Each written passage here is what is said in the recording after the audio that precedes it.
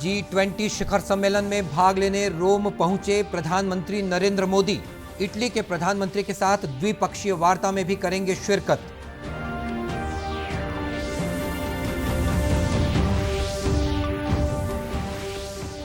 रायपुर में लगा आदिवासी संस्कृति का मेला। राष्ट्रीय नृत्य महोत्सव में पहुंची राज्यपाल ने बताया संस्कृतियों का संगम।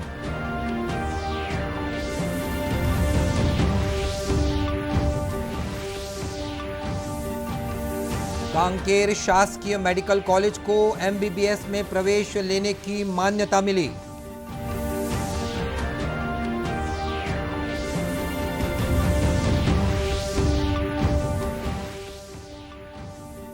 और छत्तीसगढ़ में फिर बढ़ने लगे कोरोना संक्रमण के मामले। 24 घंटे में 31 नए मरीज मिले।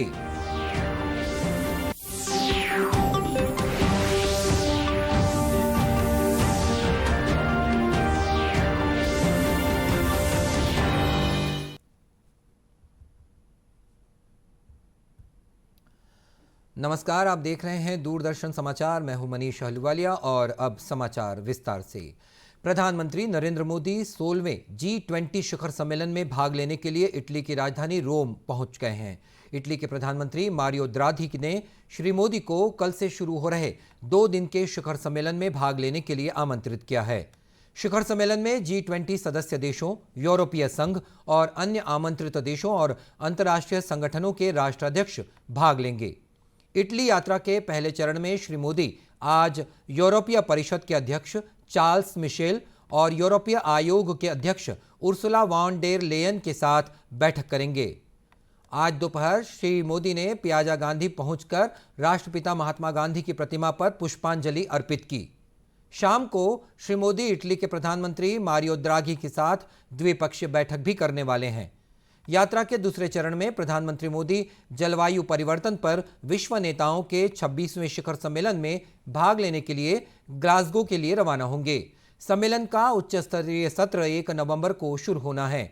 इसमें 120 से अधिक देशों के राष्ट्राध्यक्ष और शासनाध्यक्ष भाग लेने वाले हैं।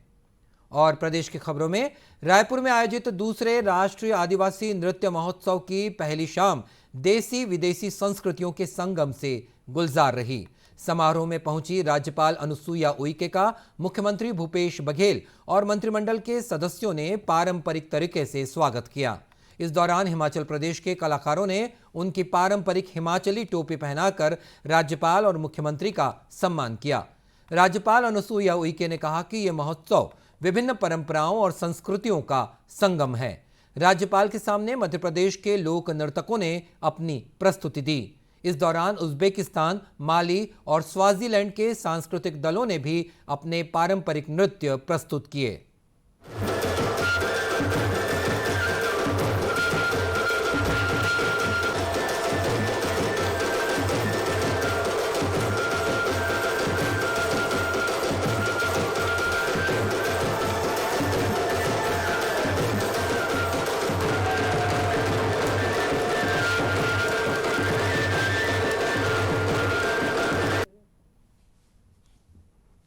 नृत्य महोत्सव में आज राजस्थान, जम्मू कश्मीर, छत्तीसगढ़, लद्दाख, मध्य प्रदेश, आसाम, केरल, महाराष्ट्र, सिक्किम, अरुणाचल प्रदेश, त्रिपुरा, बिहार, उत्तर प्रदेश, मिजोरम और लक्षद्वीप के सांस्कृतिक दल इस प्रतियोगिता में अपने नृत्य का प्रदर्शन करेंगे।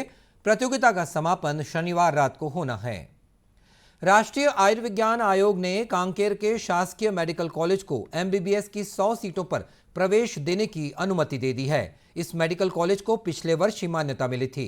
कांकेर मेडिकल कॉलेज के डीन डॉक्टर MM गर्ग ने बताया कि हमारे यहां सभी विभाग और छात्रावास तैयार हैं और इस साल से छात्रों का प्रवेश शुरू हो जाएगा।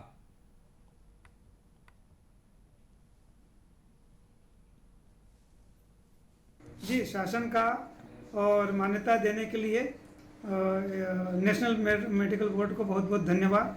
हम लोगों ने पूरी कोशिश करी और यहाँ पर हमारे पास में जो फैकल्टी और कॉलेज का इंफ्रास्ट्रक्चर था उसको हमने भेजा। उन्होंने उनके काइंड कंसिडरेशन हमको मिला और उससे ये हमको अप्रूवल मिला है 100 सीट का। कक्षाएं प्रारंभ कर देंगे जैसे हमको एडमिशन मिलते हैं 100 बच्चों के।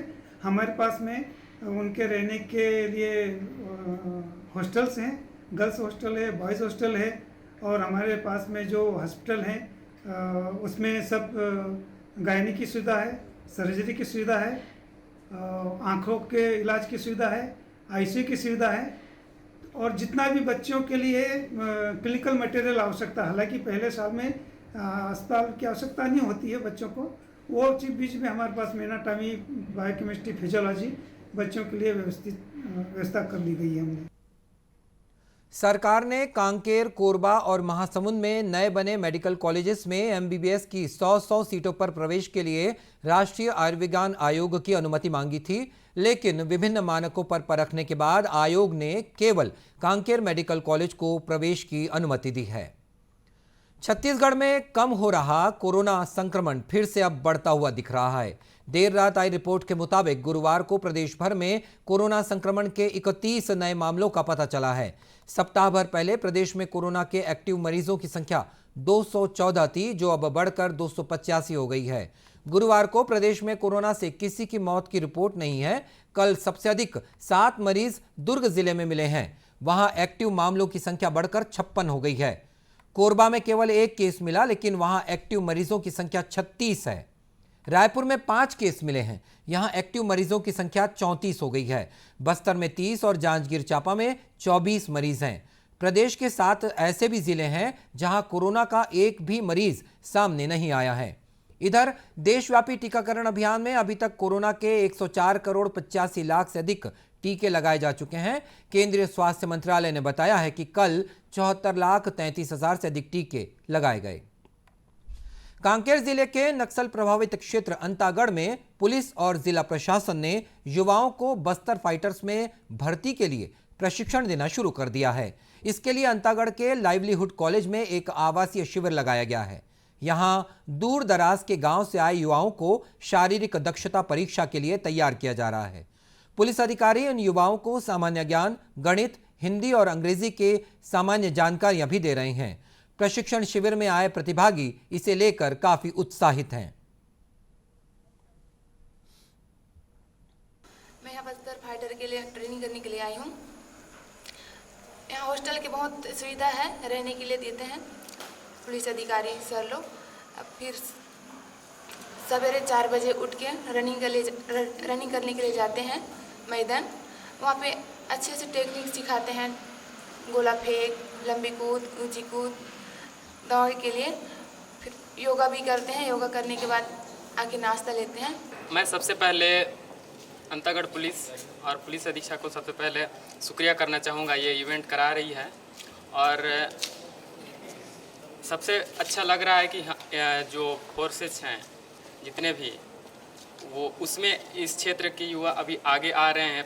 पहले ऐसा नहीं देखा जाता था, ना सुना जाता था। अभी बढ़ चढ़ के हिस्सा ले रहे हैं और अच्छा भी लग रहा है। इससे ये पता चलता है कि हमारा क्षेत्र अंतागढ़ ब्लॉक हो चाहे बस्तर जितने भी हो, अब बदल रहा है, परिवर्तन हो रहा है, बहुत कुछ चेंजेस देखने को मिल रहे हैं। और इस बारे में अंतागढ़ पुलिस के अनुविभागीय अधिकारी अमर सिदार ने बताया कि अंदरूनी क्षेत्रों में युवाओं के पास तैयारी की सुविधा नहीं होने की जानकारी के बाद ऐसी व्यवस्था की गई है।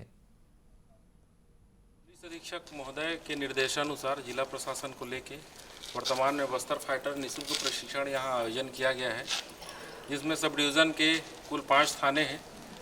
ताड़ोकी, रावघाट, कोलीबेड़ा, सिक्सोड़, अंतागढ़, इनके सारे बच्चों को उस संबंधित जनप्रतिनिधियों को अवगत कराया गया कि जो भी बच्चे बस्तर फाइटर में प्रतिभागी के तौर पर हमारे साथ सम्मिलित होना चाहते हैं हो सकते हैं।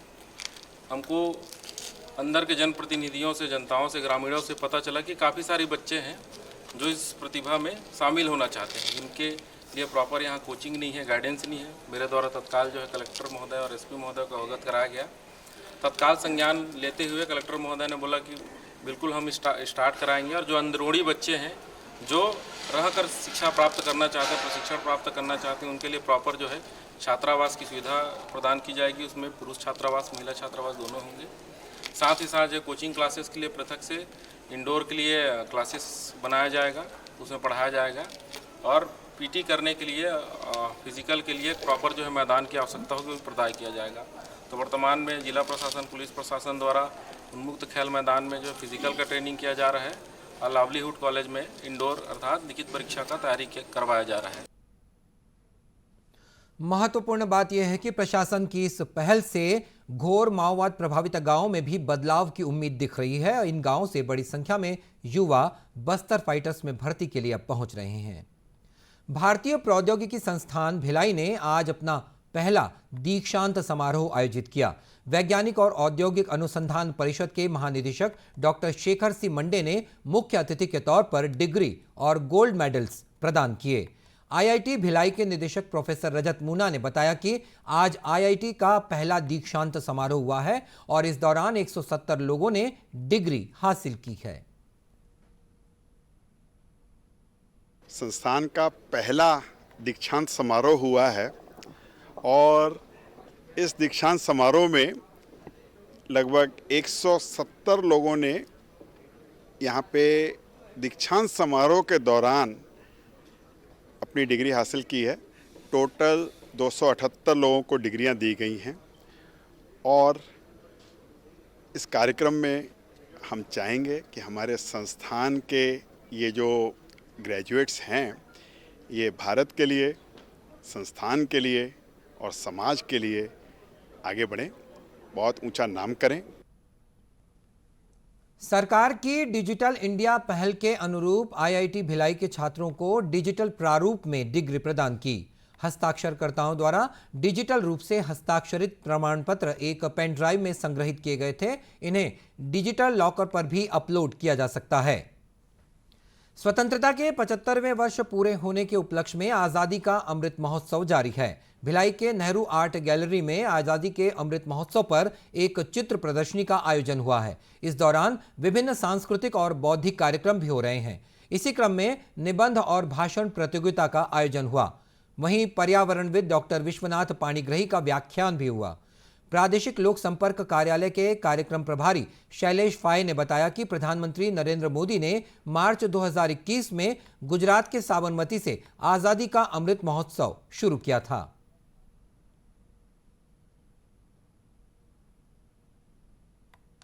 आज़ादी का अमृत महोत्सव का उद्देश्य यही है कि हम अपनी आज़ादी की का 75वीं स्वतंत्रता दिवस हमें इस वर्ष 15 अगस्त को मनाया है और अगले 15 अगस्त यानी 2022 में 75वीं वर्षगांठ मनाएंगे। तो उसके बाद भी एक साल तक 15 अगस्त 2023 तक इस सिलसिले को जारी रखना है और इसके पीछे का उद्देश्य है एक तो देश के प्रति देशभक्ति का जज्बा पैदा करना सभी लोगों में, आम जनता में, विशेषकर युवाओं में।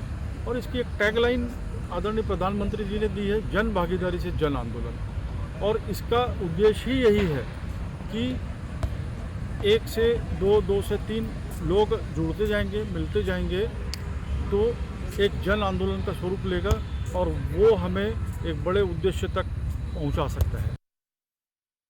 इधर केंद्रीय सूचना और प्रसारण मंत्रालय के अंबिकापुर स्थित फील्ड आउटरीच ब्यूरो ने सूरजपुर के जयनगर गांव में क्लीन इंडिया जागरूकता अभियान चलाया। इस दौरान ग्रामीणों और स्कूली बच्चों को शारीरिक स्वच्छता और हाथ धुलाई के सही तरीके की जानकारी दी गई। इस दौरान मेहंदी, रंगोली और प्रश्नमंच प्रतियोगिता का भी आयोजन हुआ। इस दौरान महात्मा गांधी के जीवन पर आधारित एक चित्र प्रदर्शनी भी लगाई गई।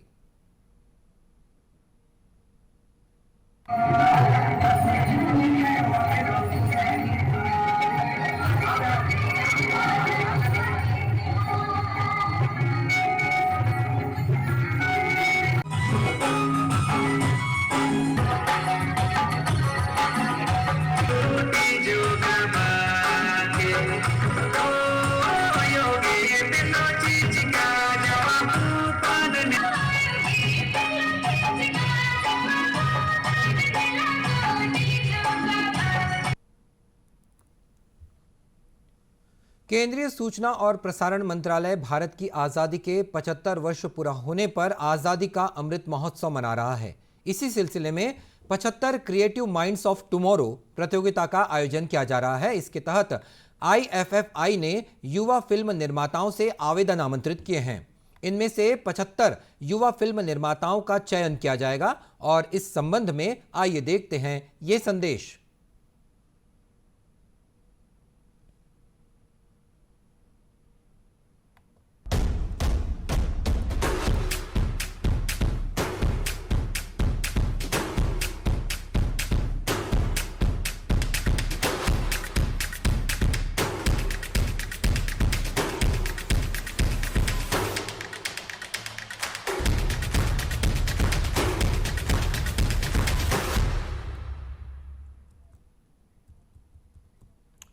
और इसी के साथ ये समाचार बुलेटिन समाप्त हुआ। नमस्कार।